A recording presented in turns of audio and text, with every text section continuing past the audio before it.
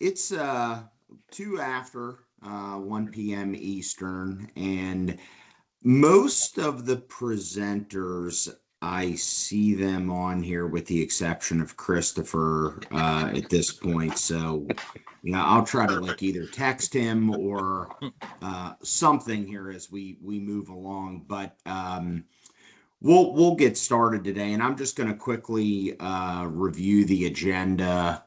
And while I'm doing that here, I'm just going to take an opportunity to my screen, and I have just a slideshow that I'm going to roll as we kind of go along. So I have a few different photos of board partnership related projects, some historical ones, some new ones. They're kind of all mixed together. So just enjoy that while I'm talking here, so to speak. Um, so for our agenda today, we will start off with some leadership remarks from Doug Austin, and I'm not gonna. Well, I'll kind of kick it off, but I'm not certainly don't want to steal anyone's thunder. Um, and we'll have leadership remarks from Doug Austin. Tim Schaefer regretted that he was not able to come. He had a commission-related meeting today, so Doug will be speaking on behalf of the board. And then we'll have a brief presentation from Alex McOwen, our staff member from NOAA Fisheries, about 20 years of achieving results. We'll also have another presentation following that from Jen Mock and Mike Leonard. And I actually saw Steve Moyer was on, so he could certainly help out as well. And that's on the path to legislation. And then we'll have a fun section with the NIFHAP funding journey, and that'll kind of touch on the More Fish campaign as a case study, and that'll be from Christina Woniakowski and Martin McDonald. And then we'll have an early NIFHAP highlights section, and that'll be a presentation from Christopher Estes, Tom Buzion, and Susan Marie Stedman, who are all original staff for NIFHAP. And then we're going to have a honoring Habitat Heroes section, focusing on those who champion NIFHAP, and that'll be presented by Gary Whalen. And then we'll have some reflections, and that'll kind of be pretty open conversation. If we do have time to screen the NIFHAP Our Story testimonial from our fish habitat partnerships, we could certainly screen that here. I have that ready to go. If not, I can certainly share that. It's on YouTube. We can put that in the chat. And then we'll turn it over to Kelly Hepler for just some closing remarks. So with that said, really welcome to you all, and I'm very excited to kick this off. And on behalf of the National Fish Habitat Partnerships, the board staff, I'm excited to welcome you to this virtual celebration. They're really celebrating protecting, restoring, and enhancing fish habitat across the country.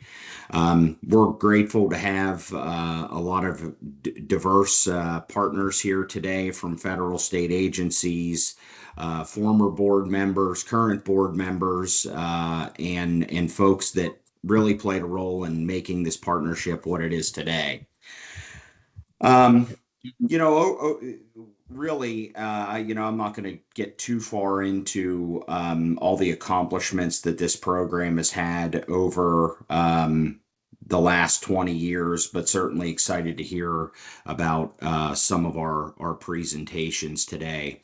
I know there's a lot of folks here on the phone today. Or on this meeting today, I feel like if we, took time to do introductions, it would probably take up 90 minutes. So I would just encourage you all to put your name and email address in the chat, or share as much information as you want. If you want to put your address and phone number, go ahead and do that. And we can have that. But certainly, I have all your phone numbers, and if you're looking for a contact for somebody, please ask me. And I will turn it over to Doug Austin to kick off, and I will pull up his presentation.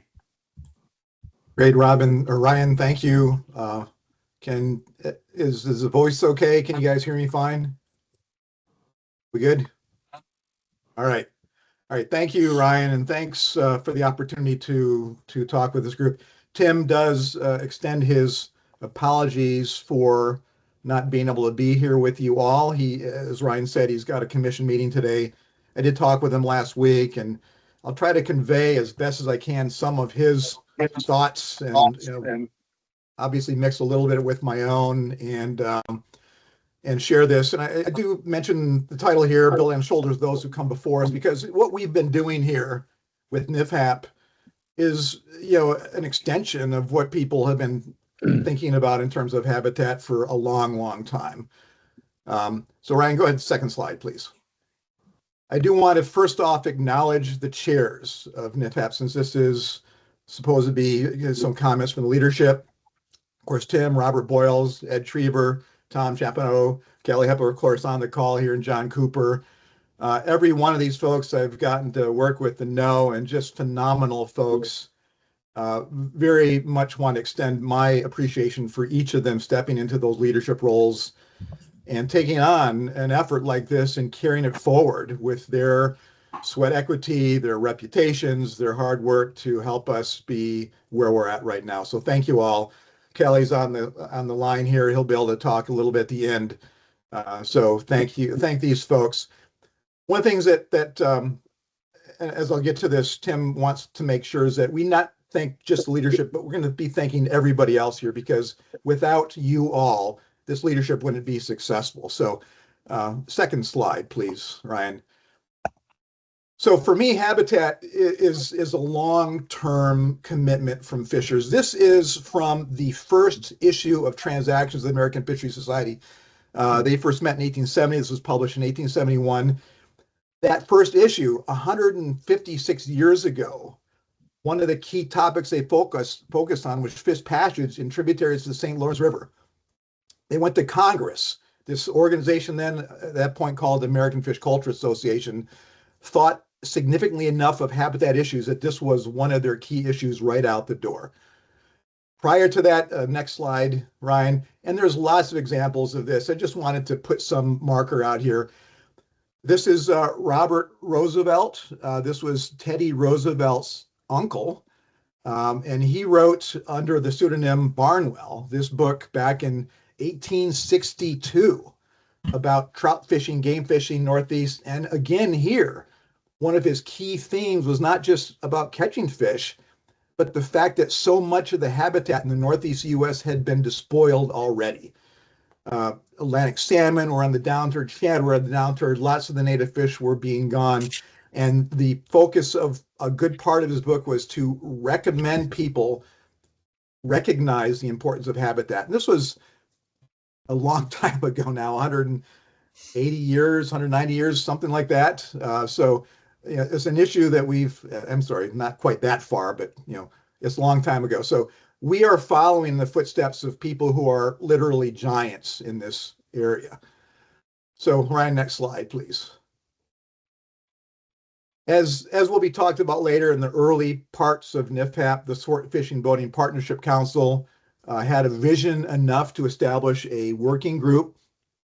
This working group was the Fisheries Program Strategic Plan Steering Committee was the name of it, and a couple people here on the call were on that group.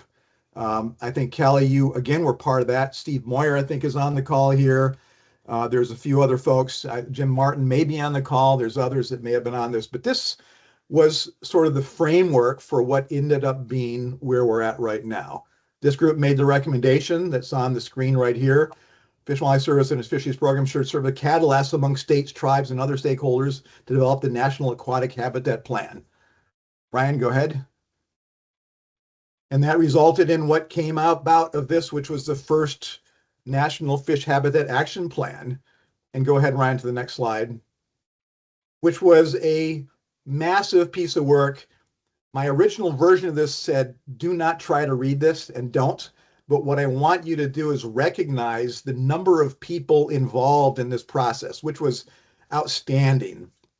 I didn't count them all up, but it's probably 70, 80, 90, if not over 100 people involved in putting together this first national plan that was adopted by AFWA, adopted by others, signed by the Secretary of Interior, Secretary of Commerce, AFWA, a phenomenal effort. And I think part of what we all are standing on now is the shoulders of the work of these people.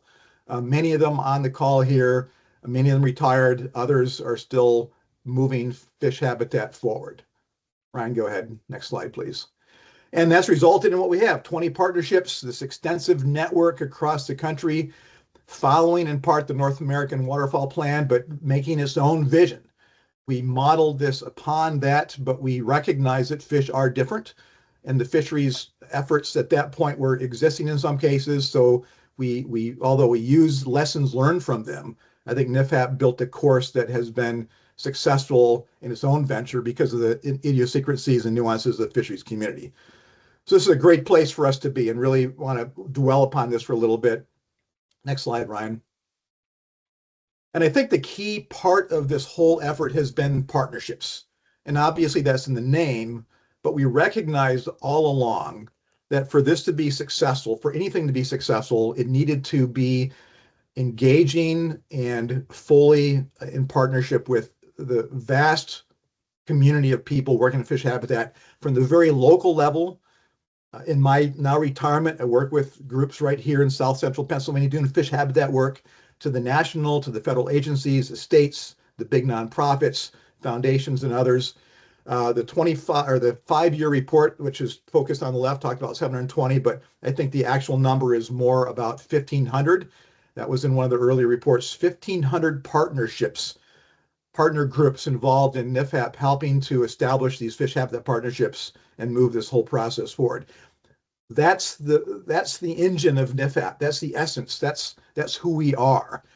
And I think if anything, what we as a board need to do is to look at these partners and sort of say a very deep and meaningful thank you to all those on the call here who are part of those partner organizations or the partnerships themselves, to thank them for being part of this for one thing, but also contributing their time, effort, their sweat equity into ensuring that fish habitat is in fact a priority for not only all of us, but the nation as a whole. Ryan, go ahead to the next slide, please. So just to reiterate, some of the key components of what we are: protect, restore, and enhance the nation's aquatic communities through these 20 partnerships, a voluntary non-regulatory program. I mean, if you go back to the beginning, and Christopher's presentation that's linked up on top here emphasizes this, is that the point of this was to try to be more effective and efficacious in our implementation of fish habitat restoration, recognizing that we don't have the resources, we don't have the money individually on our own. Working together is the only way to accomplish these daunting goals. And we've done a great job with that. I want to thank you all for that. Leveraging partnerships and building, as I mentioned, this coalition of so many partners to help make this whole process go forward. Ryan, go ahead. So there's also a key part of this, which is the staff. I wanted to ensure that we recognize those, not only the staff that were the beginning. The National Fish Habitat Initiative, Eric Schwab, was a key part of that with AFWA. My partner, in a sense, in chairing that committee back then, Christopher, Lori, Tom Buzian, Susan Marie on the phone here, Andy Whitney, and then a number of staff in between, and today's staff: Jason, Ryan, Alex, Daniel, Kate, Gary, and Kat. All of you are so instrumental in ensuring that this process has been smooth, professionally managed, effective, and I think groundbreaking in terms of its impact upon fisheries itself. Yeah, so thank you for all those emojis. You guys are great. I'm not sure how we would survive without you all doing the work that you're doing. Go ahead, Ryan, the next slide. So we've got the past, we got the present, we got the future here. I think one of the things that Tim wanted to emphasize a lot is that he sees, and we all see, momentum. NIFHAP has wheels. That may not have been his term, but NIFHAP is a program that can move forward. It's embraced because it's voluntary. It's embraced because it's partnership driven. It's embraced because it does something that we all, regardless of political affiliation, recognize. And I talk about this a lot when I go out to groups in Pennsylvania, still talking about the importance of conservation. It is not a partisan effort. I mean, fish habitat, fisheries is something that whatever spectrum you're on, people can find some value in. It's a great place to build collaboration and create movement forward. Building upon the ACE Act, we'll hear about a little bit more about that later on here, and continue to engage the federal partners. The important, the new fund, the fish fund, the NIFHAP fund, there's a replacement for Beyond the Pond, some new life moving into that to help us find new support for ensuring that we continue on with these efforts. Continuing to show the efficiency and efficacy of this partnership approach. I think that's going to be key as we go down the line here is we're doing things that are more effective, more economically viable than what we've done in the past, and continue to build upon that approach. You have that partnerships and opportunities, taking advantage of those, and continuing improving our coordination and executing voluntary landscape habitat conservation actions throughout the nation. More now than ever before, it's important that we continue with these efforts to build these partners, to support them, encourage them, help them to be successful, and illustrate to the nation, our leadership, and others that this is a program that deserves their support, continues to be viable and active, and is, again, 20 years down the line, there'll be another group celebrating the 40-year anniversary of NIFHAP. Ryan, go ahead with the next slide. So thank you. This is the signing of the original national plan back in 2006. You see the secretaries or undersecretaries there and a slew of other people. I'm sort of hidden in the side there, just sort of watching over their shoulders, which is a great place to be, is to see others embrace what we have all worked on so hard to ensure that we have fish habitat into the future. So with that, Ryan, thank you all, and I appreciate the opportunity to talk here and share this with each one of you. All right. Well, thank you, Doug. Much appreciated for the insight. And, I'll just encourage anybody that hasn't taken a look. Christopher Estes did a kind of looking back perspective on the National Fish Habitat Partnership in the history. It was actually a presentation he gave to the board, and we kind of thought it was so good that we had him do it on a Teams recording, and we have that up on our NIFHAP YouTube page. And I'll say anybody that wants to kind of know the history or take a look back or learn a little bit more, I would just encourage them to go and look at that, and we could certainly share that link around. I'm certain Christopher will talk about it when it's his turn on the agenda. So I'm going to stop sharing here. And then I'll introduce Alex Atkinson, or Alex McOwen, sorry, to give a little presentation here on just some of the accomplishments of NIFHAP. So bear with me, and I will pull the presentation up here.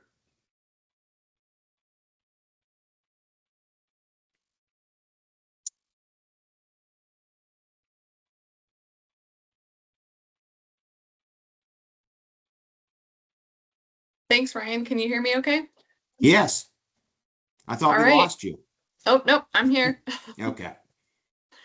Hi, everybody. My name is Alex McOwen. I'm a program coordinator with NOAA Fisheries, and I've had the pleasure of serving on the NIFHAP staff since late 2017.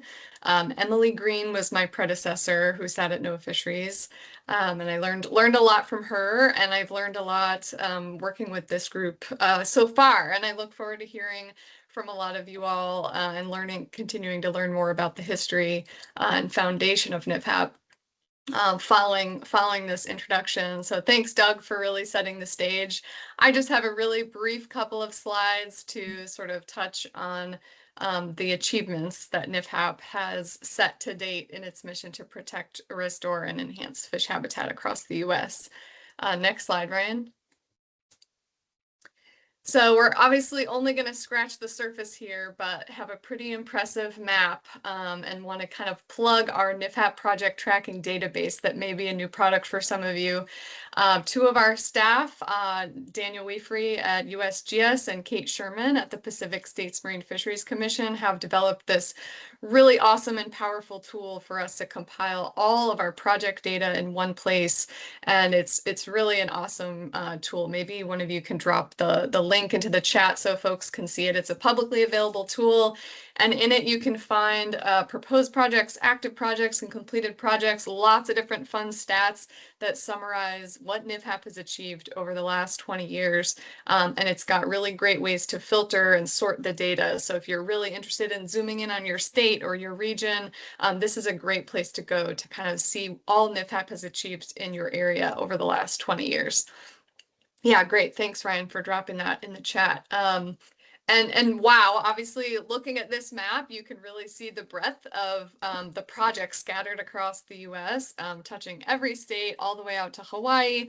And yeah, just really want to kind of make a note to explore that tool if you haven't yet seen it. But obviously this is just scratching the surface of showcasing all the good work that NIFHAP has done over the last 20 years. But I want to dive in, go ahead, Ryan, to the next slide. About people. So Doug really highlighted that, you know, without our partnerships, most of this work wouldn't have been possible. And so want to recognize that over the 20 years, NIFHAP has engaged over 480,000 individuals in conservation work across the US. So that's folks volunteering for projects, getting out and helping get good work accomplished on the ground. And that's just really a tremendous achievement. And as Doug noted, over 1,500 organizations had been involved in those conservation efforts. And without that, those partnerships, you know, much of this work wouldn't have been possible. And so in addition, whoops, sorry here, I'm freezing up on my end. Can you guys still hear me okay? Oh, okay, good. In addition to, you know, working with people, NIFHAP has codified the program in legislation that's resulted in the approval of 20 congressionally designated partnerships. So that was a really recent and exciting achievement. And then finally, looking at sort of the funding side and all these things that have been achieved, we've been able to leverage our program funding tremendously in a, you know, over 5-to-1 leverage, and that's allowed us to complete over 2,000 fish habitat conservation projects nationwide. And so really this is, I try to sort of summarize a lot of the people aspects here and the partnership aspects and what we've been able to accomplish and build on this really great foundation of partnership. Ryan, you can go ahead and go to the next slide, please. And then transitioning to sort of what's happened on the ground. You know, really looking at it's hard to characterize and summarize all the work that's been happening, but wanted to sort of do my best to pull a couple of stats so that you all can be really proud of the foundation that's been built and expanded and evolved over the 20 years. NIFHAP has removed or upgraded over 600 fish passage barriers and connected more than 10,000 miles of habitat and over 29,000 acres of habitats. And that's all sort of leading to overall conserving over 105,000 acres of habitat across streams and rivers, lakes and reservoirs, and oceans and coasts. And just is really a tremendous achievement that I know would not be possible without the work of the many folks that are joining us on today's call. So I just want to be, you know, just take a moment to recognize the achievements. I don't want to stand in the way from hearing from a lot of our historical speakers to give us that background and history that we're excited to hear about more today. But this work has been a huge collaborative effort and want to just acknowledge the many folks that have joined us today. Thank you all for your time and attention. And up next, I think we're going to hear from Jen Mock-Schaefer and Mike Leonard about the NIFHAP legislation. Thank you all.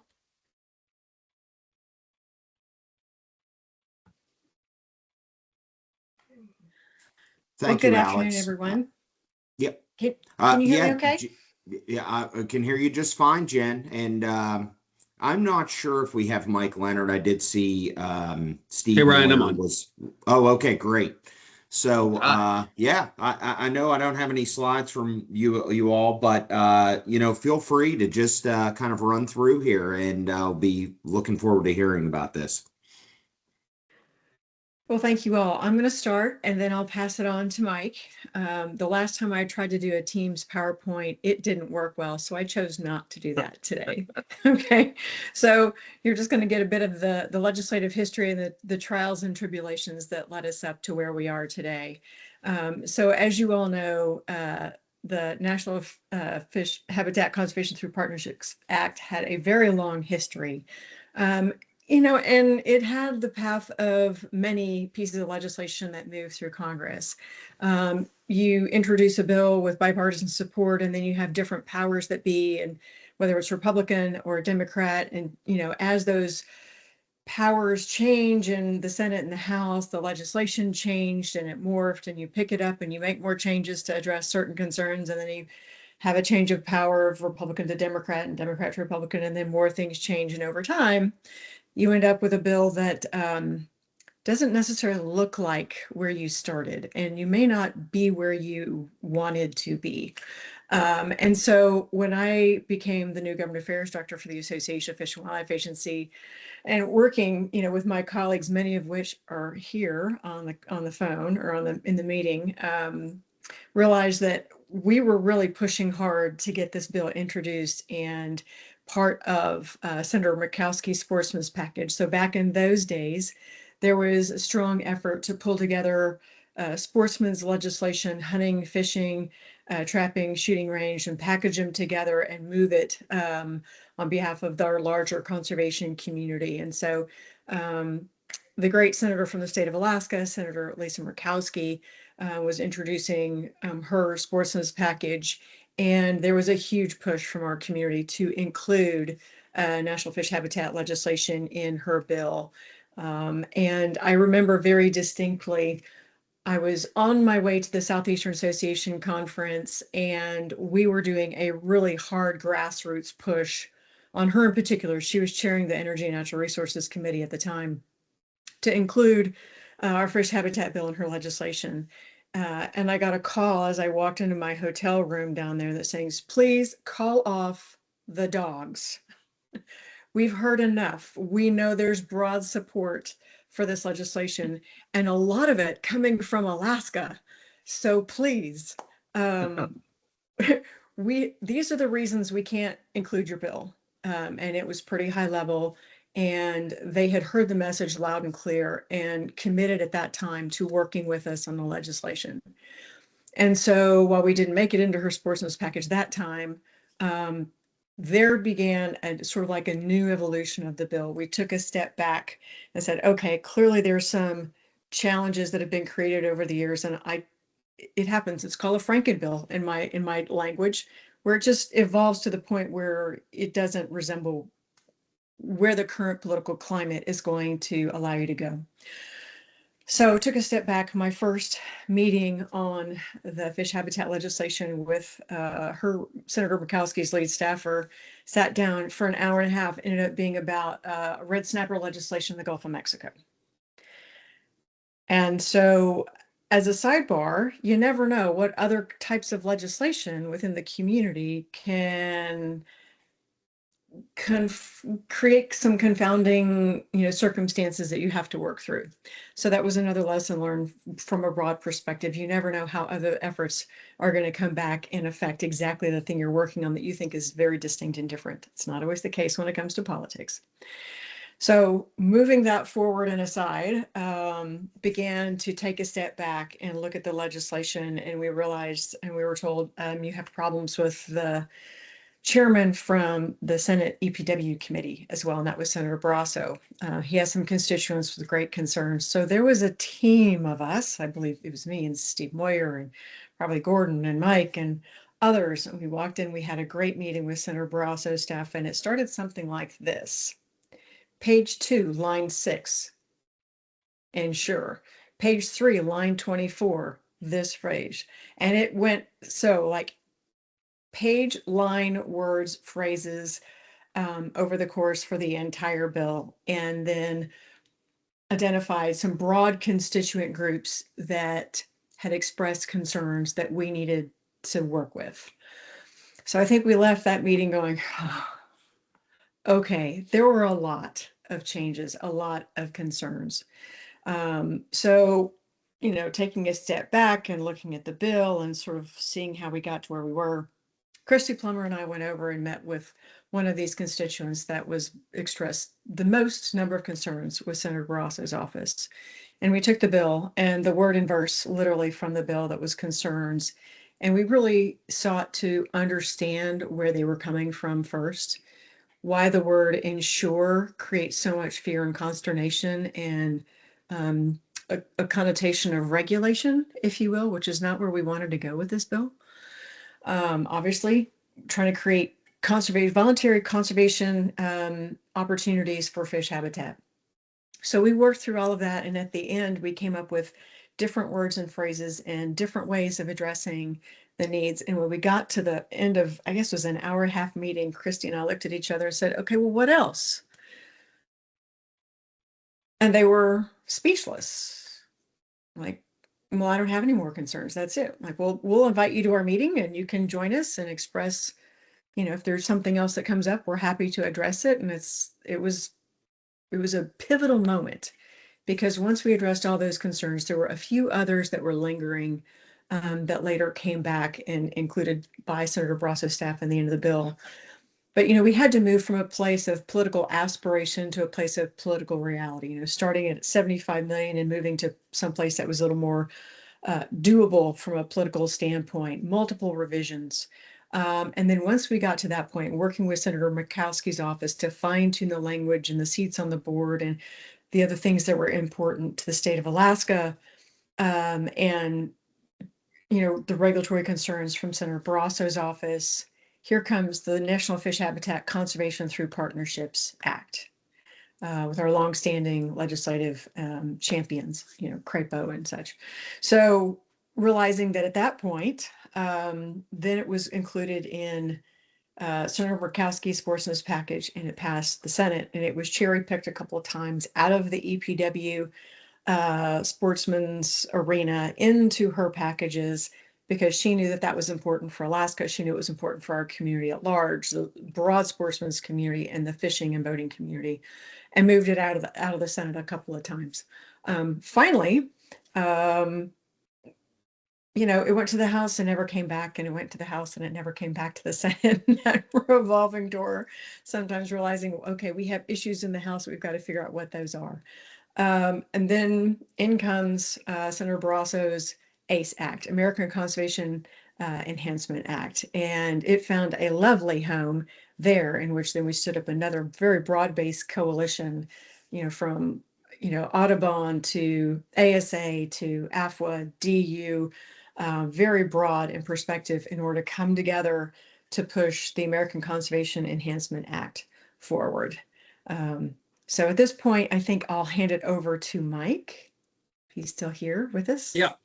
Hey, Jen. Yeah, thanks. Thanks, Jen, for the great summary. I mean, this is such a fun, I'm so glad NFHAP's doing this. This is such a fun endeavor, I think, for all of us to sort of go back. And it's hard to believe it's been 20 years. I started at ASA under Gordon Robertson's tutelage back in 2009. I remember NFHAP was one of the first things I learned about and got heavily engaged in. And it was a great sausage making process to understand how the legislative process worked. I never would have imagined it would take at that point 12 years to finally get signed into law, because who could be against standing up about as mom and apple pie of program as it could be, with such broad national support, non-regulatory, voluntary public-private partnership. This is what Congress exists to pass, right? But as Jen articulated, and as Gordon used to say all the time, Congress was established not to pass laws, but it was established to not pass laws, meaning the bar to get something enacted is extremely high. And as Jen said, you have to go word by word and make sure that you've alleviated every concern that every possible stakeholder group might have in order to get things done. So essentially, it was a matter of the stars aligning. We had many different iterations of Sportsman's Acts come and go that fell apart more for political reasons than for policy reasons. But thankfully, finally, we got to a position with certain folks in leadership like Senator Barrasso, found champions over in the House side, like Representative Whitman from Virginia, who understood this program really well and was willing to go to bat for it and make sure that as the Sportsman's Act was moving through under a different rebranded name, America's Conservation Enhancement Act, that people are always looking for something to criticize so that they can extract some sort of political favor or political capital out of it, and making sure that as this package moved forward, that as a community, ASA, NSSF, AFWA, Ducks, all the groups that had something at stake with the ACE Act banded together and essentially said, we're not going to allow any provisions to get carved out, because we're going to stand up for all the provisions regardless of whether our individual organization cares about it, because we all united, we can actually get this thing done. So it was also, maybe for better or worse, one of the one or two only really fish-focused provisions within the ACE Act. A lot of it were more sort of public land, wildlife-focused provisions. So it allowed, ASA, for example, to really point to this provision as the reason that we were fully supportive of the ACE Act and wanting to see it get done. And the implication being that if you carve this out, then you're going to lose the fishing community's strong voice behind this. So eventually got to a point where I guess we sort of wore Congress down. That's part of it too, is it's an endurance game, and the longer you push and make it clear that you're not going to go away, that eventually they'll say, fine, we'll get this done. But something that was really interesting that Jen, Christy Plummer, and I would deal with in those last few months of the ACE Act was we would meet with offices. They would ask us, what is this phrase on page 15, line whatever? What does this mean? We'd all say, I don't know. It was probably something that we wrote back in 2010 to appease, Representative Madeline Bordillo. Who knows? It had just gone through so many different iterations where you add something in to appease someone who had a concern at the time, and then years go by and it lingered through. It was almost to a point of that famous Nancy Pelosi line of, you just need to pass it to see what's in it. That we knew it was a good bill. We knew everything was in there for a reason, but Lord help us to try and remember all the different reasons we modified the bill the way we did. But again, thankfully, finally got things locked in and passed. Of course, post 2021, post ACE Act implementation, we realized that there were some things in the bill as enacted that still needed some work. Things with match requirements. There were some duplicative and unnecessary reporting requirements, but that's where having for better or worse, when you get an authorization like this in effect that expires, the risk there being that it could expire but never get reauthorized, but it also does create that opportunity to periodically go back and open up the hood and provide some tweaks, because Congress is going to need to do that anyway, just to change the date in which the program expires. So that then led us to ACE reauthorization. We, thanks through the unity of this coalition, the board, the policy council, were able to come up with some suggested improvements to the bill. We're able to present those to Congress. And again, at that point, this was already enacted. It was bipartisan. It was in statute. And it's a whole lot easier to go in and tweak an existing program rather than try and make sure everything's perfect from the start and end up getting nothing. So we're able to make some improvements through the second ACE Act from a couple years ago. And we're not, I think, fully there yet. Of course, bumping up the program funding through appropriations, something we'll continue to be pushing. I'm sure there will be other tweaks along the way, but it just goes to show the importance of persistence getting things done. And especially over the last year and a few months, I remember Steve Moyer would get up at board meetings and explain one of the main reasons, even though we've had to, go from $75 million a year down to essentially what current authorization is, 7.2, to have something like this enacted in statute makes it that much more difficult for an administration to come in and wipe it out. And so to that point, I think the timing was really valuable and important to make sure that we did have this in statute so that any administration couldn't come in and say, this isn't that much of a priority. It's just something we created on its own. And, let's get rid of it and maybe save a few millions of dollars. Doing that when something's actually in law, not so easy. So that's, I think, helped for sure with the longevity of this program, not to mention all the just the improvements we were able to make to the board composition and how the money flowed just through creating this in statute. So I was going to make a comment earlier about sort of the Mount Rushmore of NIFHAP, and I don't know if Ryan or others, that's something you all have done. But as I'm scrolling through the attendee list, there's a lot of, I look at Kelly and Ed and Tom and others. There's a lot of folks on the Mount Rushmore of NIFHAP. Martin, it's just great to have this group assembled together. And I really do enjoy these opportunities to sort of look back on, because Jen and I were talking, you spend so much time, all of us, and especially in the policy world, you work on an issue. It's all you're focused on. The issue gets resolved one way or the other, and then you're on to the next issue. So to have these opportunities sort of reflect back on the journey and all that went into it.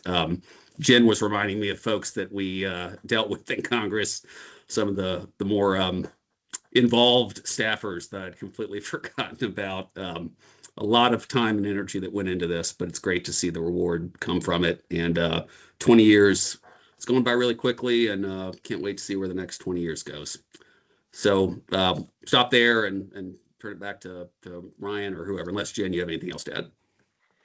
Oh, thanks, Mike. I appreciate that. I think it's a lesson of a lot of things. I mean, it's really hard to get legislation passed, as Mike said. So the fact that we have this authorized is critically important for our ability to maintain funding going forward. And this, when I think about this piece of legislation, a Gary Taylor phrase comes to mind. So he was my predecessor, and it's like, don't let the good be the enemy of the perfect when it comes to legislation.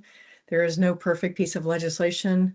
But once you have it in statute, you can go back and fix things and increase dollar amounts as you can, demonstrate utility use, demand, those sorts of things. But you've got to get your foot in the door. So thank you for, everyone who's participating today who helped make that possible and gave us all the talking points and great information to share to actually make the legislation enactment possible.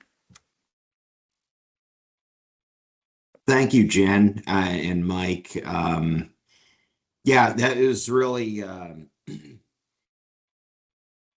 jogged, I think, the memory of a lot of people, just thinking about the early iterations of who supported the legislation and how it all came together. And, it was very nice to be able to talk about that here in this forum, in front of this group. So appreciate that. And I think we will segue here to certainly a fun section, kind of looking back at the More Fish campaign and how that all got started, and certainly thinking about the relationship that the National Fish Habitat Partnership has, and where it started with Bass Pro Shops, and that was through the More Fish campaign, and that was sort of an idea between Christina Woniakowski, longtime NIFWIF board member at the time, and Martin McDonald, who's still, as he said before the call, doing some projects for Bass Pro Shops as a free agent. So I will cue your presentation up here, and then we can start. So you want to go ahead and introduce yourself, Christina?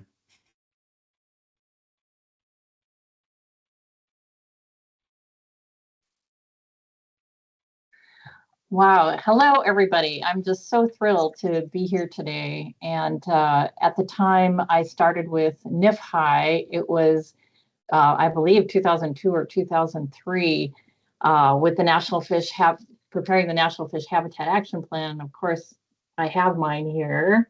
It's always with me.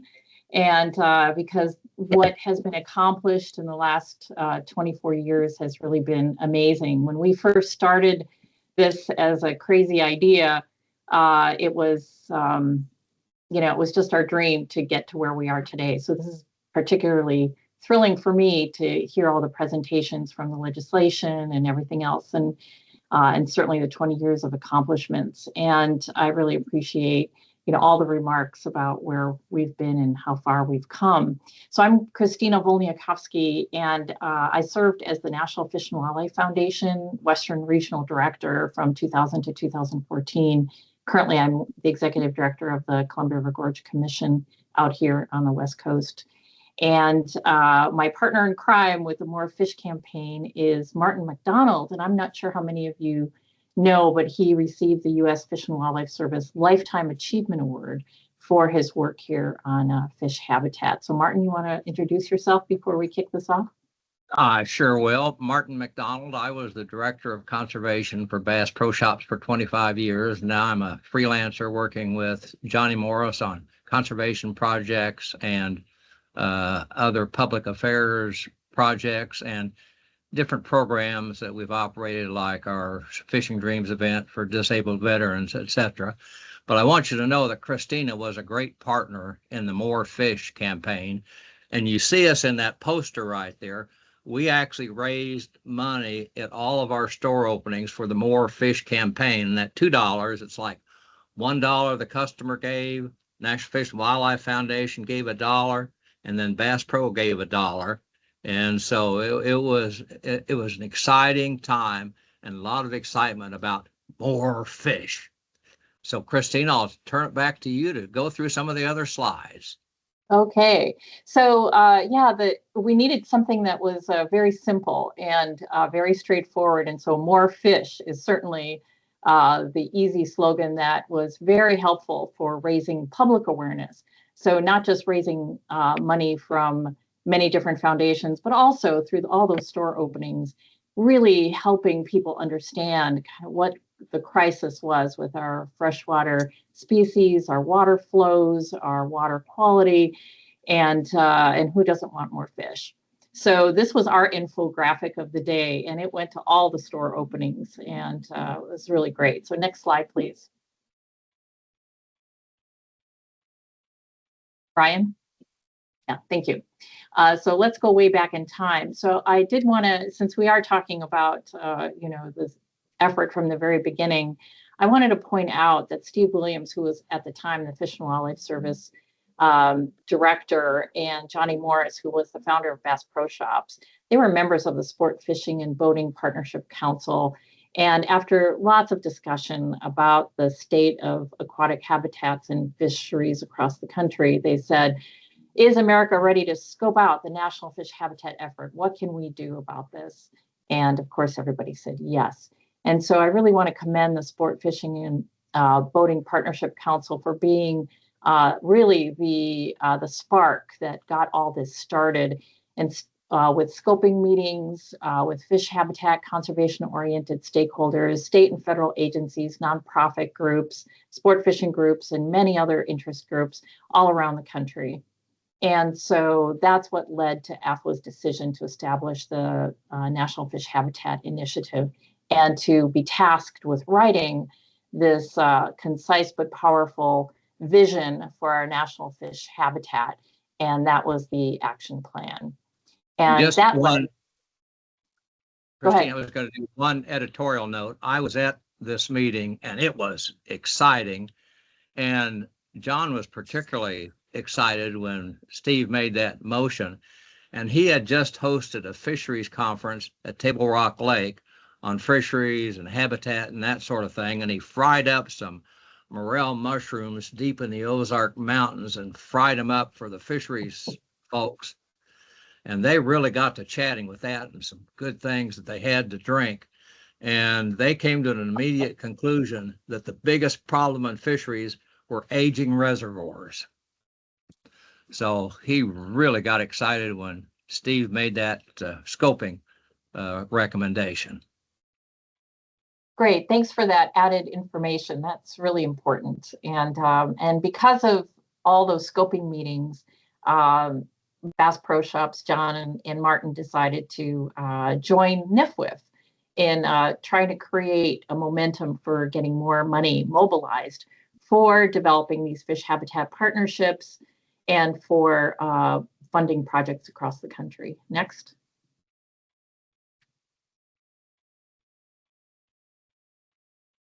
So this fish habitat action plan really set the course for habitat conservation. And when Johnny Morris of Bass Pro Shops and NIFWIP pledged funds, we wanted to align our grant making for support of the original NIFHAP development and then also the implementation with projects on the ground. So with More Fish, we wanted to support ground science-based, coordinated and innovative fish habitat conservation action priorities and approaches. So here's where we got started. Bass Pro Shops pledged $5 million and NIFWIF raised all the matching funds and added a number of other donors to this More Fish campaign. But the important aspect of this, what Martin just mentioned about the initial meeting at Table Rock Lake, is that out of the $5 million that Bass Pro Shops committed to the More Fish campaign initially, it was really $2.5 million to launch the National Reservoir Fisheries Habitat Partnership. And Table Rock Lake was going to be the pilot project for that. And this was a long-term commitment, 7 to 10 years, to see how we can improve not only Table Rock Lake as a pilot project, but also how do we take the lessons learned from that and help other reservoirs across the country improve their fish habitat. And then $2.5 million of the $5 million pledge also went to support other fish habitat protection, enhancement, and restoration grants throughout the U.S. for regional fish habitat partnerships and other conservation projects. And NIFWIF was the grant maker for those. Next. So as we said, the goal of the More Fish campaign was to address the fish habitat conservation issues, promote watershed health in order to support recreation, bring back native fish species, improve water quality and quantity in rivers, lakes, reservoirs, estuaries, and coastal zones, so any kind of aquatic habitat. And we wanted to fund projects, we wanted to build the partnerships between public and private sectors, and we wanted to improve the ability of the relevant federal and state agencies to carry out their responsibilities. Again, this was non-regulatory, but with this growing momentum and number of partnerships of everyone working towards the same goal, we were hoping that it would really help with the federal and state agencies to implement their programs. Do you have anything else to add to that one, Martin? I think that's good. Okay, next. So this is where we launched the Reservoir Fisheries Habitat Partnership, and it was at the Big Cedar Lodge in Missouri, where Bass Pro has a big lodge and great meeting facilities. And so we were able to assemble a number of people from across the country who were interested in reservoir habitat improvements. And we had all kinds of state and federal agencies and nonprofit partners there. It made the front page of the Springfield News Leader. So that was very cool. Okay, next. So the next couple of slides just show some examples of the investment that was made in Table Rock Lake. And again, it was to improve fisheries as well as fishing and boating and ecological diversity as a demonstration project for what can happen and be improved in Army Corps of Engineers freshwater reservoirs.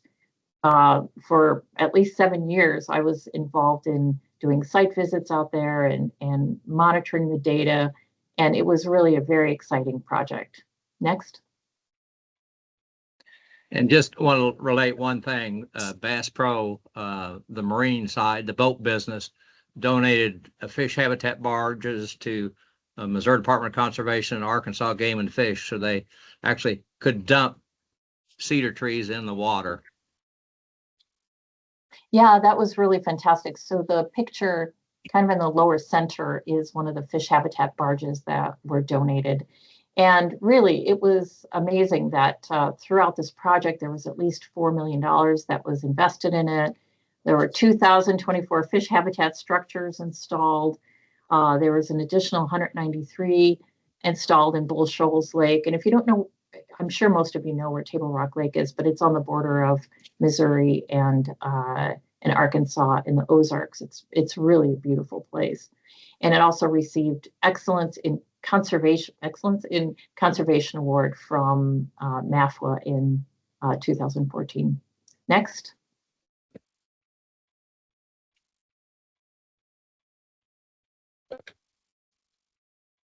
So just a few more pictures here, and this is a Bull Shoals Lake nearby. I just wanted to acknowledge that Bass Pro continued to fund these projects past the NIFWF More Fish campaign. So I just wanted to say thanks again to Bass Pro for your long-term commitment to this kind of conservation in reservoirs. Next. But I wanted to finish the Table Rock project discussion with this, and this is really important that, you know, we're not only looking at fish habitat in the reservoirs themselves, but really taking a watershed approach. And the map on the lower right shows where a number of additional projects were done on the tributaries. And this is really important to, of course, restore the habitat of the tributaries and also the water quality. They did a lot of nutrient studies and worked with landowners to improve their septic systems to reduce the amount of nutrients going into the lake. Next. So then I wanted to focus on another joint effort with Bass Pro Shops, and that was raising the NIFHAP funds through the new Bass Pro store openings. The Evenings of Conservation were basically directed to the More Fish campaign. And so during the 7 years that I was involved, there were at least 20 stores that were opened. And conservation groups also had their tables there, and they were promoting their habitat projects to customers, offering conservation memberships. And 20% of the store sales were donated to the More Fish campaign. Also, there were many vendors who were at the store openings, and they also contributed funds to NIFWF to match the Bass Pro funding. This happens to be a picture that I was at in Tacoma in 2014, and then, of course, with John Morris. So next. And here's an example. One of the fun things about putting this together and going down memory lane was digging out old reports and finding these pictures and really kind of reliving those early days of the More Fish campaign. And this is just one example of a one-year report that I found that had been submitted to the Brunswick Foundation, one of our partners. And so with the $500,000 of Bass Pro contribution that year, we also received federal appropriations from Fish and Wildlife Service, BLM, Forest Service. We had $3 million for the Bring Back the Natives fish conservation grants. We had Fish Keystone initiatives and Washington salmon programs. We received funding from state agencies like the Washington Salmon Recovery Board, private foundations like Storer Foundation, Jackson Hole One Fly, from companies like Pacific Core, Orvis, FedEx, Walmart, and then other foundations like Brunswick. So just in 1 year, we were able to leverage that $500,000 of Bass Pro funds with $5 million of other donations. And that was the whole spirit of the More Fish campaign, is to bring everybody on board and then be able to make really wonderful project grants out of it. And you saw the map, how many different NIFHAP projects have been funded throughout the country. Next. And so I was taking a look at some of the projects that we funded through More Fish. And during that period of time, at least the 7 or 8 years of More Fish, we were able to fund a lot of the fish habitat partnerships like the Eastern Brook Trout, Western Native Trout. Certainly there were a number of Alaska salmon partnerships that were forming.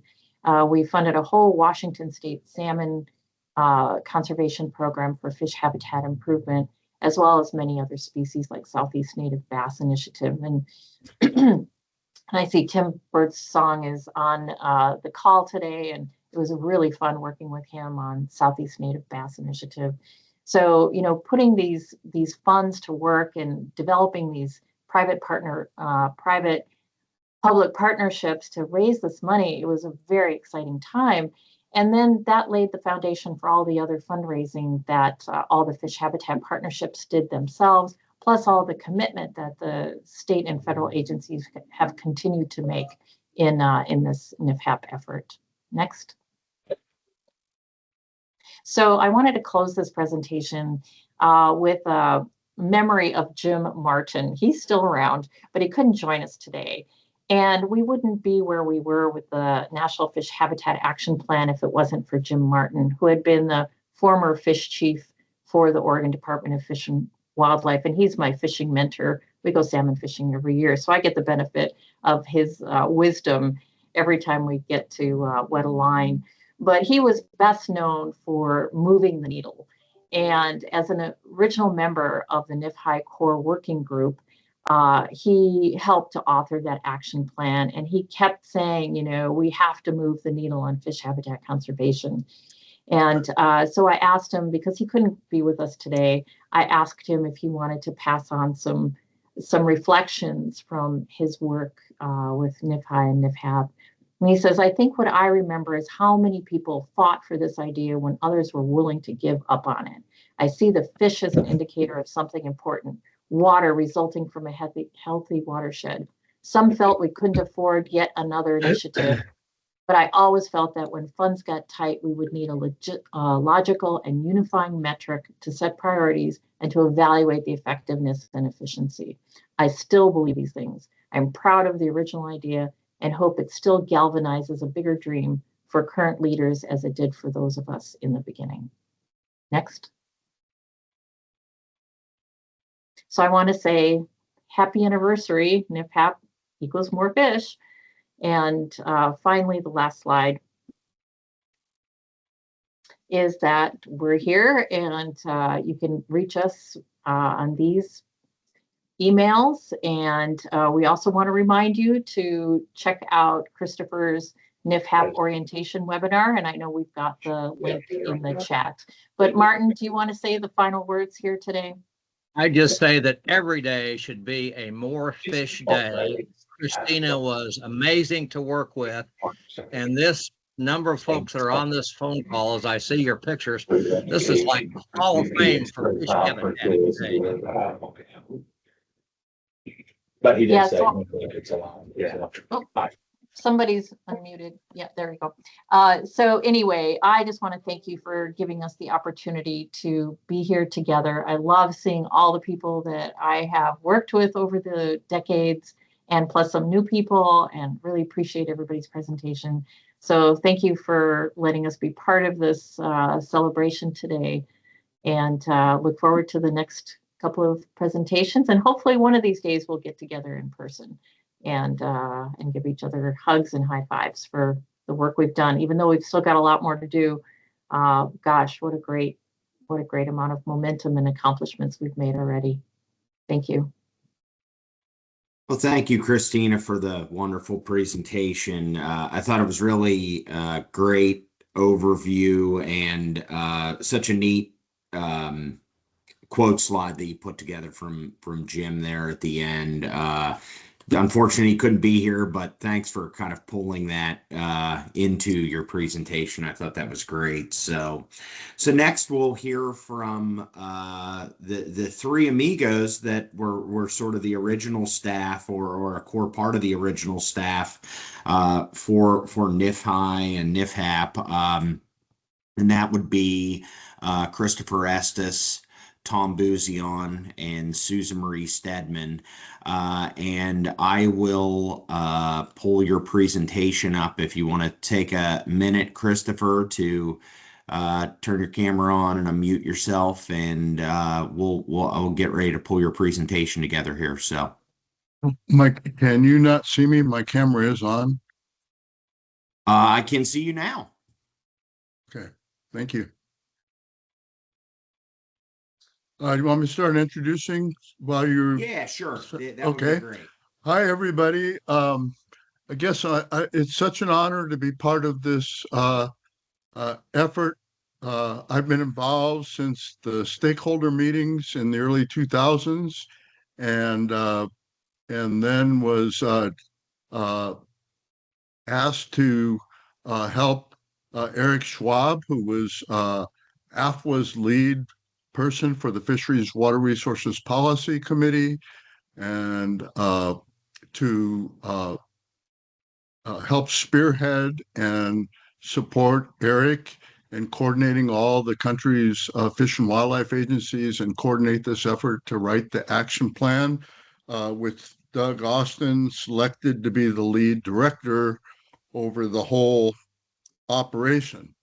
And then the people you've heard so far have all contributed, and I like to equate them to, you have your biologic family and you have your chosen family, and many of these people, if not most, that are talking today have been my chosen family and still are. And I consider this to be one of the most important initiatives and actions that have occurred in my lifespan for trying to make a difference. And so today, I'm going to just simply introduce our segment with Tom Buzian and Susan Marie, because we divided up how we were going to help coordinate this implementation of NFHAP in support of the new board and its leadership, and representing our various entities that contributed us. And in my case, I was on detail to AFWA from up until 2010, until my retirement, but I continue today, as I did from the beginning, serving on the Science and Data Committee, and I guess you could call me an advisor, and I serve as a proxy to a board member or two now and then. So thank you for this opportunity to share a few things. All I'm going to do is recap. Next slide, please. My next slide, Ryan, please. My orientation webinar, just a couple slides from it. I'm not going to repeat any of it. It's all online, as a couple of the people mentioned. Most people are expanding upon it, or I hope will point out something I might have missed, or correct something that I might not have gotten exactly accurate. So in that original orientation webinar, which I've been asked to do on the board to make sure the board was doing what was intended to do, beginning from the action plan, and prior to that, the Sportfish Boating Partnership Council stakeholder meetings. I had a more rudimentary version of this slide to show, with all those different colored dots, that those could be just one entity, or it could be multiple entities that had no idea what they were all doing on a site-specific project in a watershed. And this is a conceptual slide, so some details are not included and some are, just to ensure that you know what it is. And but remember, the Fish Habitat Conservation Act includes freshwater, estuarine, and marine habitats. And so this is intended to show all that. And it was intended to be done on a landscape scale. And what conceptual slide was used to identify what the Sportfish Boating Partnership Council stakeholder meetings had analyzed and came up with, is that there was $1 billion of federal agencies, state agencies, non-governmental organization folks, and private folks who are all working in these watersheds. And they were doing great projects where every one of these colored dots were, but more often than not, none knew what the other one was doing, and they were treating a site-specific symptom and not the watershed cause. And what you saw in Christina and Martin's last presentation, it was Bass Pro, as I talk about in my orientation webinar, that actually, was among those that spearheaded and championed, based on this report and their participation in it and others, that we need to look at things on a holistic basis and a coordinated basis. So NFHAP is a result of this challenge of folks getting money independently that are in the same agency and siloed, and not aware of what the other is doing. And that isn't treating the long-term cause, and also it also was resulting in spending $1 billion and having a negative habitat conservation outcome trajectory. NIFHAP was designed to break down the silos and to integrate these efforts, not to do them all by itself, but to coordinate everybody's efforts, as Tom Buzian will talk about with the Federal Caucus, which is the concept that is to correct this issue that Susan Marie did from the NOAA standpoint and collectively. So I urge you, if you haven't, to watch the webinar, and then the slides are also posted on this orientation site on the NIFHAP website, and hopefully that'll give you a little more context. And again, if anybody who's been involved from the very beginning that I didn't properly acknowledge, or I didn't, or they see a different perspective, I always and urge them in that webinar to please contribute as well. I just happen to be the voice of all of them, and hopefully I didn't mess up. Okay, next slide, please. And Christopher, you're starting to verge on cutting into Tom's time, so you need to wrap up. I am doing that right now. This is the points that I made in that presentation orientation, that I just a subset for our later discussion. And next slide, please. That's it. Good job. I'm just off of 10 seconds, I think, Susan Marie. But Susan Marie, she's always been our taskmaster in our group. So that was perfect, Susan Marie. You just identified what you did.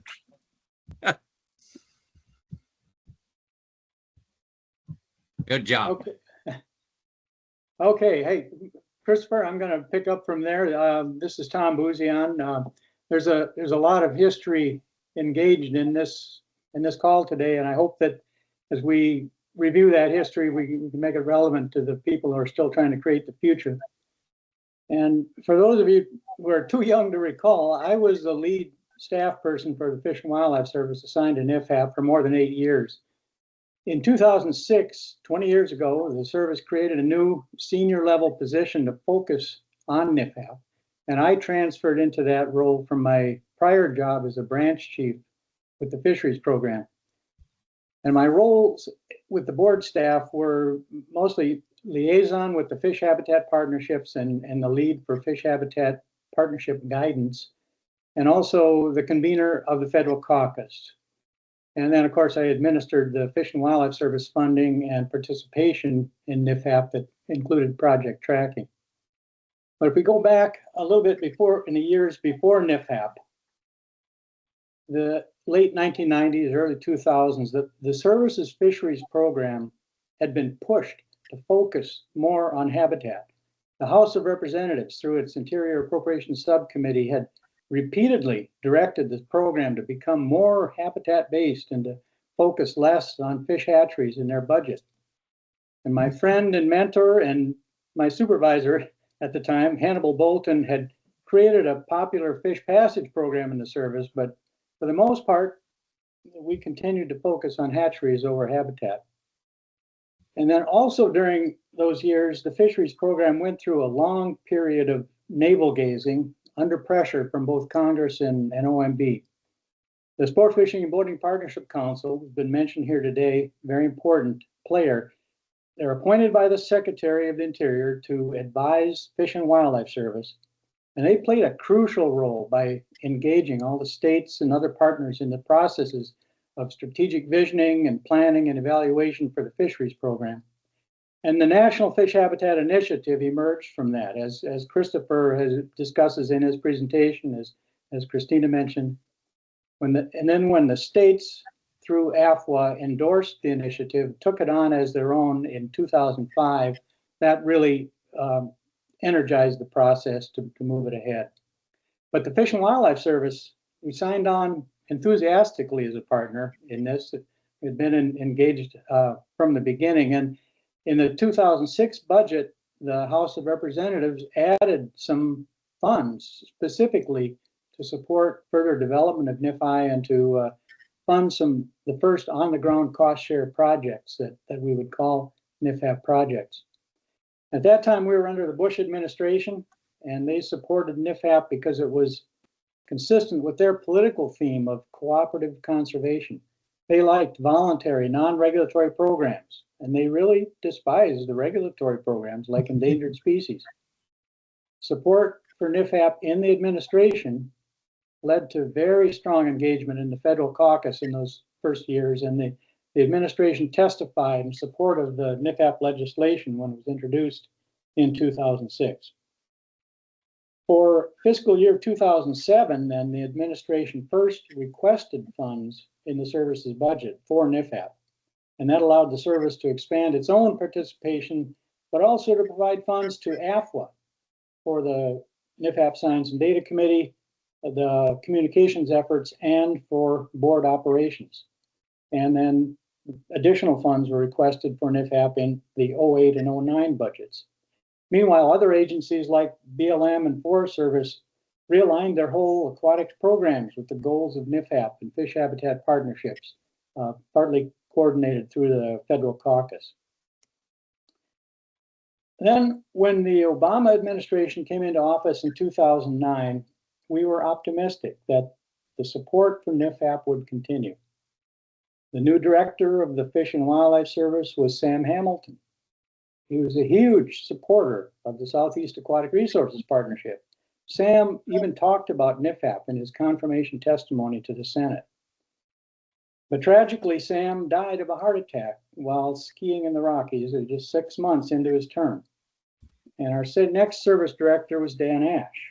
Now, Dan had an enlightened view of conservation that actually resembled NIFHAP in many ways, except it was more top-down rather than bottom-up. Dan thought that the service should focus on programs with strong statutory authority like refuges and migratory birds, and not on programs focused on fish and aquatic habitats. Long story short, NIFHAP was no longer a priority, and support for the NIFHAP legislation turned to skepticism and then opposition, and the service budget for NIFHAP flatlined. The service's focus switched to something called strategic habitat conservation, and that was to be implemented through a network of landscape conservation cooperatives. And I struggled to convince the service leadership that NIFHAP exemplified strategic habitat conservation and that the fish habitat partnership should be included in the landscape conservation cooperatives. But I had limited progress before I left the fisheries program and NIFHAP in 2014. I will note that Doug Austin helped with that effort in his role as a national LCC coordinator for a few years in there. And then finally, I served the last 3 years of my career as a division chief in the federal aid program.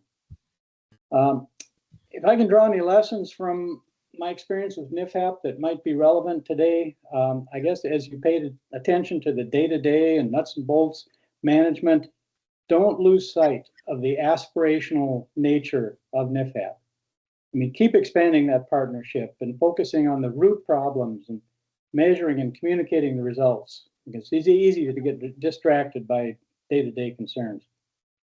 And I think it's important for the federal agencies involved to assign people to work on NIFHAP who have that seniority and knowledge that they can represent their agency's leadership and policy while effectively articulating NIFHAP goals within the agency. And then finally, take a long-term view.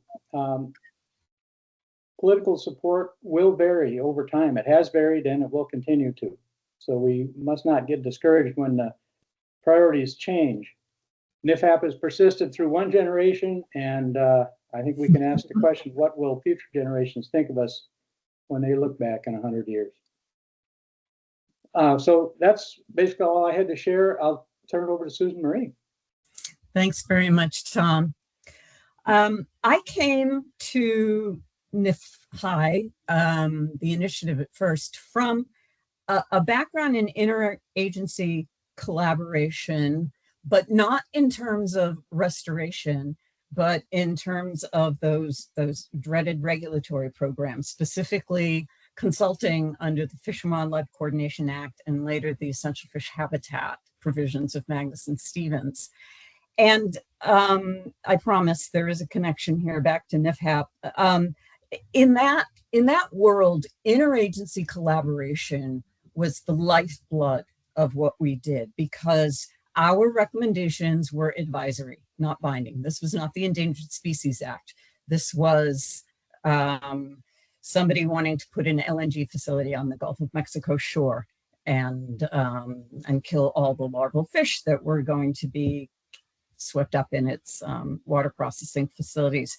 And so I worked with the people from Fish and Wildlife Service and EPA, and I actually used to joke I knew more people in EPA than I knew in NOAA. And we worked together because it was do or die. You know, that was the attitude towards interagency collaboration that I brought to NIFHAP, where the only reason you were going to be successful was if NOAA, Fish and Wildlife Service, EPA, and any of the involved state agencies were all on the same page and pushing for the same thing. And so I went to NIFHI with that context and found a slightly different approach to interagency relations there, which was complicated by money. Because as much as we all were focused on the same goal of doing something good with, doing something good for fish habitat, we also found ourselves competing for congressional funds or other funds. And so it was an interesting process for me to kind of integrate into that different worldview. And I remember having some conversations with other people I was working with about how, look, can we just forget about the money? And can we just focus on this existential crisis that we're trying to solve? And it is an existential crisis because my specialty is wetlands. And I can tell you right now, we're still losing massive amounts of wetlands in this country. So I guess the first thought I want to leave with you is I think we need to, moving forward, just keep that sense of an existential crisis in mind, and that, you know, collaboration is not something we do because it's good. We do it because we have to. It's absolutely necessary, and it really should trump all other concerns. The second point I wanted to touch on is something that Christopher mentioned about the connection between marine and estuarine and freshwater environments. And the reason that we decided as a core working group that it was really important to make those connections between freshwater, estuarine, and marine were, I mean, there were a number of reasons. There were the obvious ecological ones, that when you're dealing with diadromous fish, they're living in both types of environments. And there's no point in fixing stream passage if the estuary that the salmon need is so polluted they die there. And we also realized that by bringing marine, estuarine, and freshwater constituents together, we could leverage a lot of support. We had commercial fishing interests represented on the board, which is like hundreds of billions of dollars part of the American economy. And we had the Congressional Sportsmen's Caucus involved early to really leverage that recreational fishing support, both marine recreational fishing and freshwater fishing. And so having all the parts of the watershed represented by what NIFHAP is doing means we just have more support. And as I mentioned earlier, I live in a fairly conservative part of the world right now. And anytime anyone asks me, so what did you used to do? You know, it's like, I used to work for the federal government. But instead, I'll often say, do you like to fish? And if more often than not, it will be yes. And so I start with that. Well, so this is what I used to do. I used to make sure that you had fish to fish for and that those fish had someplace to live. Which brings me to the NIFHAP logo.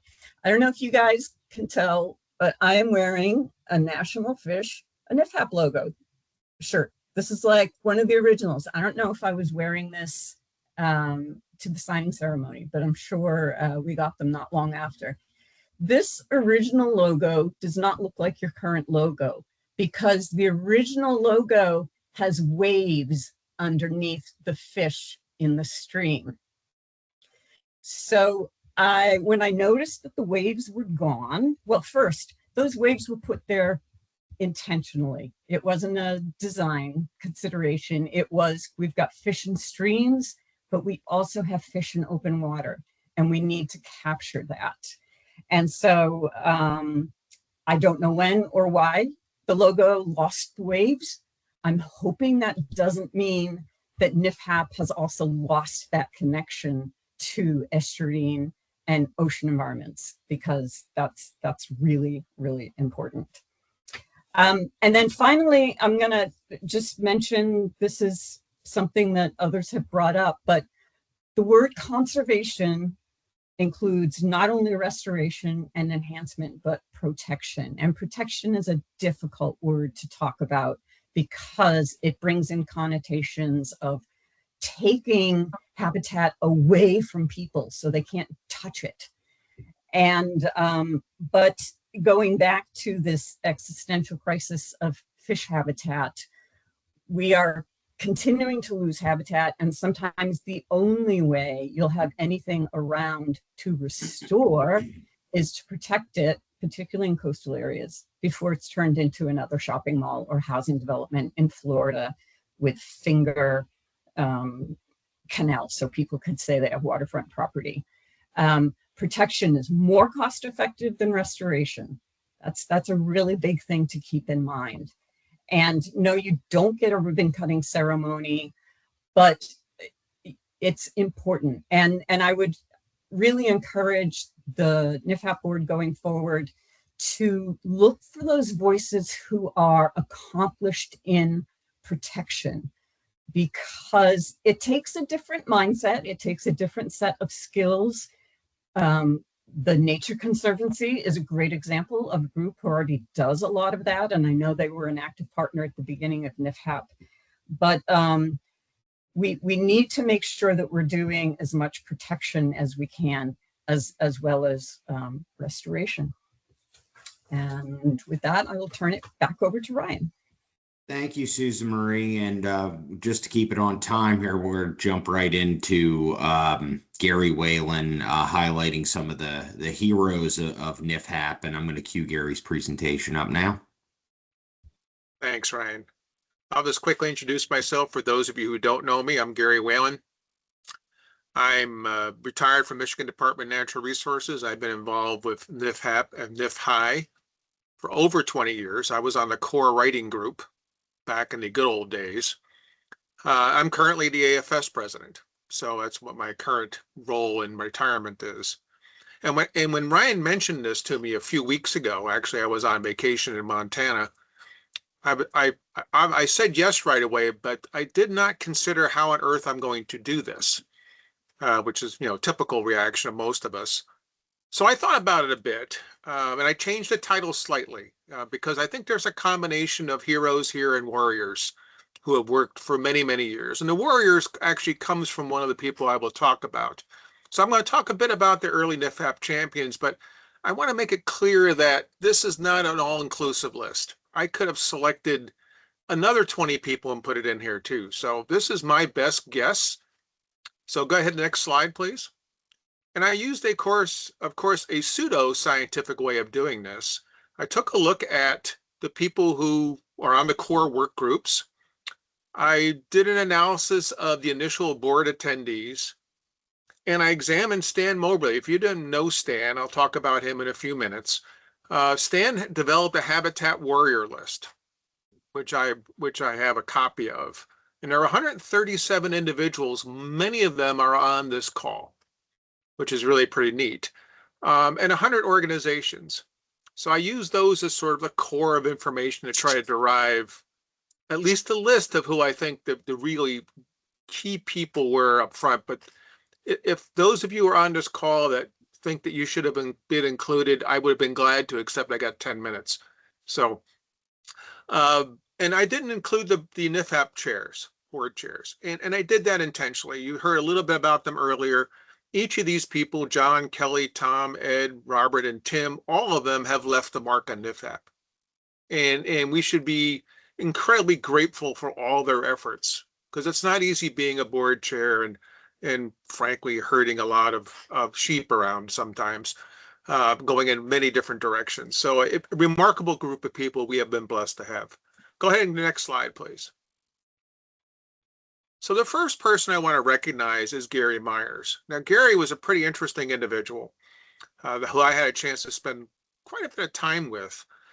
A little bit of background on each of these folks I'm going to provide you. But first of all, Gary was the longest serving executive director of a natural resource agency that I'm aware of. I doubt that his record will be topped again, given the political climate we work in today. He was incredibly involved in a North American waterfowl management plan. In fact, he helped develop one of the first joint ventures. And one of the things that Gary mentioned over and over again is that why doesn't Fisheries World have a similar plan, and why don't we have joint ventures? And he was an unbelievable advocate for us, even though he is not a fisheries person in background. Obviously, he has an agency that manages fisheries also. And Gary, by the way, is the middle person in that picture. And he was a key player on the Sport Fishing Boating Partnership Council, particularly on their plan steering committee. And of course, the plan has been mentioned a couple of times. That plan kind of set the stage for why we need a NIFHAP and why we need a national, why we need some sort of a plan to get us there. So it was a key document from my perspective. These are the core documents that really set the stage for NIFHAP. And Gary was an early board member. He put his time in working with us, getting us set up, getting us going. So a remarkable individual. If you, many of you knew Gary or know Gary, he was just a remarkable individual who was a key advocate for us. And I always enjoyed many of my conversations with him. Go to the next slide, please. The next person I want to highlight is Bill Taylor. Bill is one of my mentors. My first job in fisheries was with Bill at Michigan State University. I actually ran Bill's lab for him, which was an incredibly interesting experience that I will have to relate stories to you on a very different occasion. Remarkable individual. He's been involved in every facet of fisheries you can possibly imagine. He chaired the Sport Fishing and Boating Partnership Council, and he was directly responsible for this particular plan. Again, he's another AFS past president. He's in the Freshwater Fishing Hall of Fame, and he was a Great Lakes Fishery Commission commissioner. So, I mean, he's been involved in everywhere, but he's a very true visionary. One of the things that Bill is exceptional at is building. He knows how to build institutions. And when he gets on an idea like fish habitat, he puts all of his energy behind it and builds the idea. And indeed, he was one of the people that, frankly, suggested and actually pushed me into helping with NIFHAP a long time ago now. And he was one of our very early board members. So we have a lot to thank to Bill for this. And again, like Gary, Bill is another one of those exceptional thinkers that thinks that habitat is where it's at. And indeed, we have to have habitat to make this work. The next person actually said those very words is Stan Moberly. Another person I consider one of my mentors. Stan had an interesting career. He was a director of Fisheries Rehabilitation and Enhancement Division for Alaska Department of Fish and Game. He worked at Northwest Marine Technology for quite a while. He was another past president, but he was a remarkable proponent for habitat. He was always been involved. He's been talking about habitat longer than almost anybody I can think of. I mean, I can remember him as president AFS president, talking about habitat. He helped found FISH, which is Fishermen Involved in Saving Habitat, back in the 1990s. So indeed, showing his longevity in this area. He's been involved in NIFHAP for very much of its history. I mean, everywhere you will see Stan Moberly's fingerprints somewhere on this. And he was a long-term board member, and he was a remarkable component of the core group, writing group for the initial action plan. And indeed, because of Stan's abilities, we have named an award for him, both NIFHAP, and the American Fisheries Society has a conservation award named after Stan, and Stan was its very first recipient. But thanks to Stan, in a lot of respects, we have a NIFHAP. He was always there and always speaking on the need for fish habitat to build sustainable fisheries. Next slide. We've already spoken a bit about Johnny Morris, but I think that we obviously have to mention him again here. Again, co-founder and CEO of Bass Pro Shops. A pretty remarkable gentleman. I've had the pleasure of having dinner with him at one of the board meetings. What a remarkable person. He has a remarkable passion for fish and fish habitat, and he provided tremendous amounts of support. He was also on the council, as has been mentioned earlier. But I think that the key here is that, you know, it's really important from my perspective that your actions follow your words. And from my perspective, Johnny's always did. He's provided a huge amount of financial support. And I suspect a bit of political support behind the scenes too. From the start of NIFHAP till today, he was directly involved in the development of the Reservoir Fish Habitat Partnership. And in addition to providing direct fiscal support, he provided people like Martin McDonald, who's on the call today, and Norm Stuckey to help us move along. You know, that is another form of support. A remarkable individual that actually, you know, he's another one of those founders and heroes that started NIFHAP. Next slide, please. Steve Moyer has already been mentioned a bit. Steve worked for TU for many, many years. He was their vice president for government affairs. He's retired now. He was one of our key legislative advocates, as was mentioned earlier by Jen and Mike. He was a key legislative advocate and policy advisor at NIFHAP. He worked tirelessly on Capitol Hill for NIFHAP. He was heavily involved in the ACE Act. But the other thing that's kind of interesting about Steve is that he always ensured that science was made in decision making, and that comes through in the NIFHAP and in the ACE Act from my perspective. He again was another person involved in the plan that set the stage for us. He was an early and long-term board member. And I always enjoyed Steve on the board. Steve was often quiet, but when he said something, it actually meant a lot. He was a man of not a lot of words on the board meetings, but when it did, it was something you should pay attention to. So Steve is another one of those core people that we have much to thank for NIFHAP. Next slide, please. As mentioned a few minutes ago by Kristen, is indeed that, you know, Jim Martin was another one of those people. I had a chance to meet and work with Jim on the core group. He was fisheries chief at the time. Actually, I think he might have been working for his governor at that particular time. He was conservation director for Pure Fishing, but he always made habitat a key pillar when you're discussing sustainable fisheries. And Jim is an incredibly good speaker. You know, and many people, when they hear a Jim Martin talk, they think they're going to a church. And Jim uses a lot of that type of text and that type of inflection in his voice. But he is an incredibly articulate advocate for fisheries and for habitat that it depends on. He again was another one of those people that was directly involved in building the foundation using the plan that I show here in the bottom right. And I had a joy of working with him. I had a chance to do quite a bit of fishing with him. In fact, the biggest fish I've ever caught was on his boat, and that was a very large white sturgeon. But a remarkable individual, and indeed, I consider him one of those pillars of NIFHAP. Next. Here's a person that I have not heard mentioned today. It's Norm Stuckey. And I actually had bumped into Norm much earlier in my career when I was doing my graduate work in Missouri. Norm was a fisheries division administrator at Missouri Department of Conservation, and he was a conservation consultant with Bass Pro for many years. And he was another one of those really key folks that worked on the plan, that built the pillars and built a foundation for NIFHAP.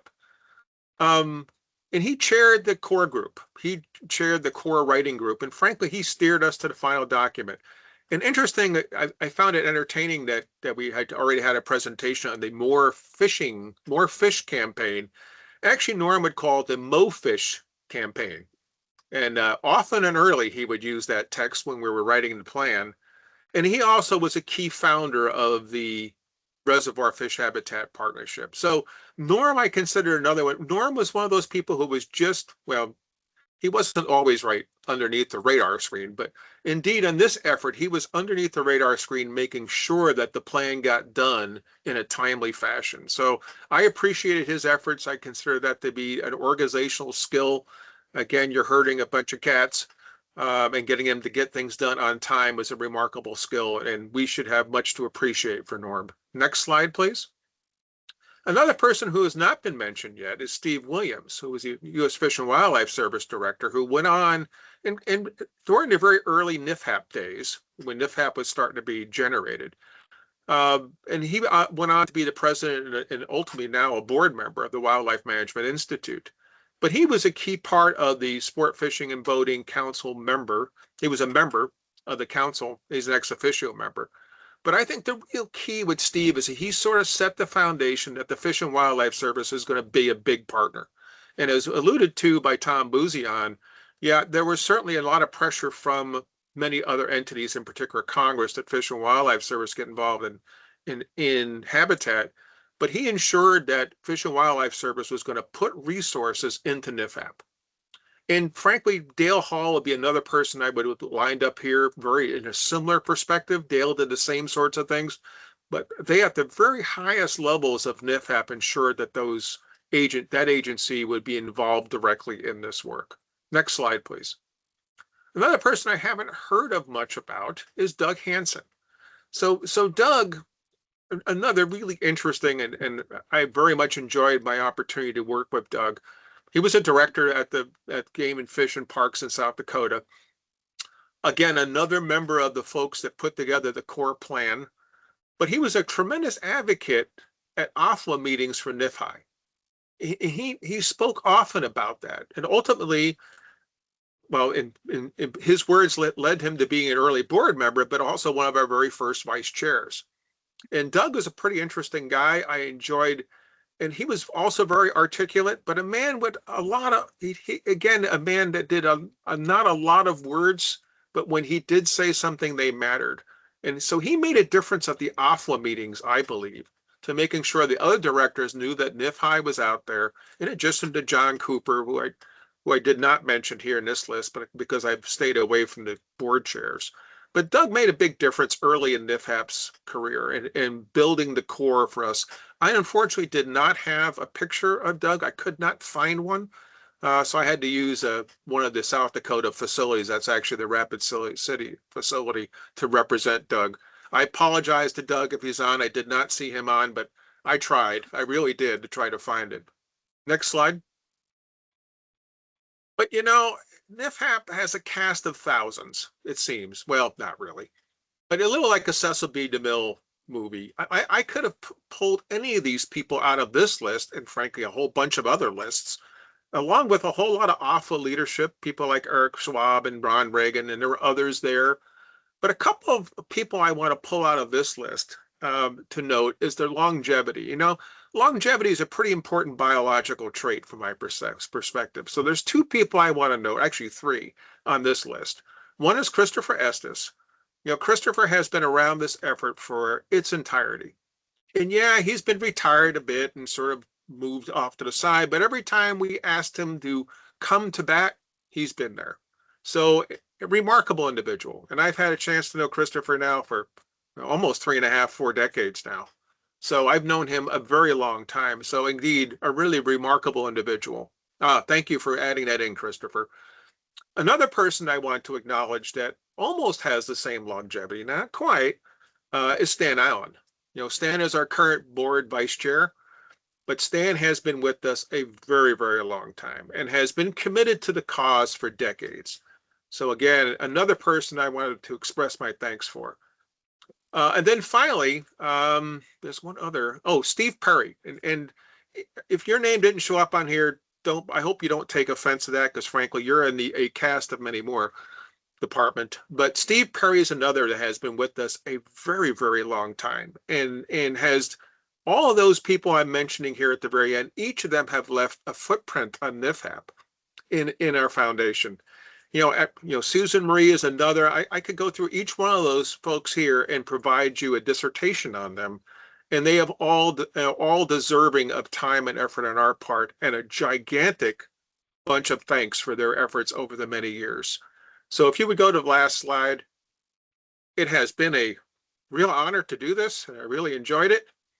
I have to admit that it was an incredible challenge to come up with a short list off of a list of literally 100 people. So thank you very much for a few minutes of your time. Well, thank you, Gary. And, I guess I could have scheduled 2 hours for this virtual celebration. So thanks for your comments and going through that. I think that's a very important list to highlight. So I think I will turn it over to Kelly Hepler, just due to just the time and where we're at here in the day, to kind of help to wrap us up. And I sort of thought of Kelly as the longest serving board chair.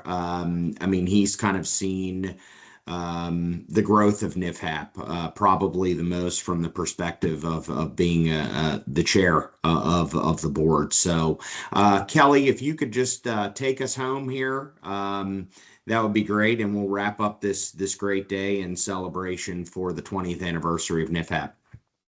Thank you. Thank you, all the presenters. Outstanding. Gary in particular, that was very moving. Very well done.